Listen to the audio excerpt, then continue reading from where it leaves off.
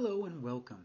Today we'll explore how families can advocate for their children during neurodivergent assessments with a focus on culturally responsive practices. By the end of this presentation, you'll know key questions to ask, red flags to watch for, and resources to find culturally competent professionals. This knowledge is essential to ensuring your child receives fair and accurate support. Not all assessments are created equal. Cultural background can shape behavior, communication styles, and learning patterns. Without culturally responsive assessment, evaluators may misinterpret a child's behavior, leading to misdiagnosis or missed support. By understanding how culture influences assessment, families can advocate for evaluations that recognize both strengths and challenges. When meeting with an evaluator, asking thoughtful questions is critical.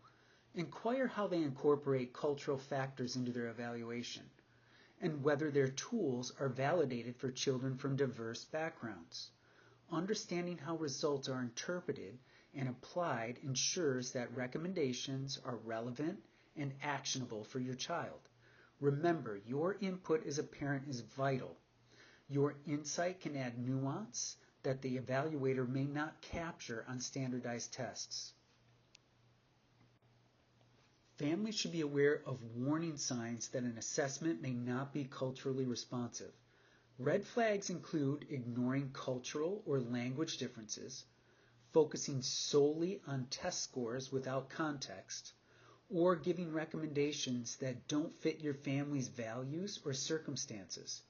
Additionally, if the evaluator cannot clearly explain results or next steps, this may indicate a need to seek a second opinion or a more culturally competent professional.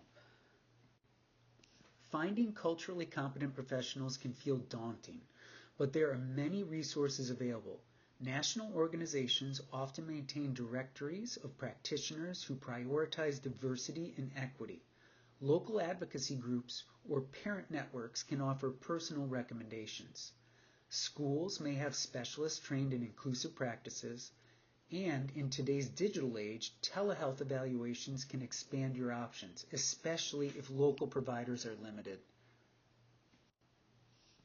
Self-advocacy starts with preparation. Keep notes about your child's strengths, challenges, and unique behaviors. Don't hesitate to ask for explanations in plain language. Understanding the evaluation is key to implementing support. Bringing an advocate can help ensure your questions are heard. Finally, follow up on recommendations and seek clarification when necessary. Advocacy is ongoing, not a one-time event. To summarize, culturally responsive assessment matters for accurate diagnosis and support. Families should ask informed questions, watch for red flags, and use available resources to find culturally competent professionals.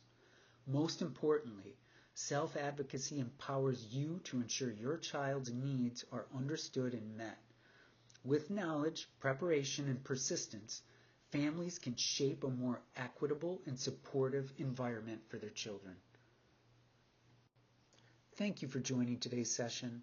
I hope you feel more confident in navigating neurodivergent assessments with cultural awareness. Remember, advocating for your child and yourself is both a right and a responsibility, and you're not alone in this journey. Please take care and be well.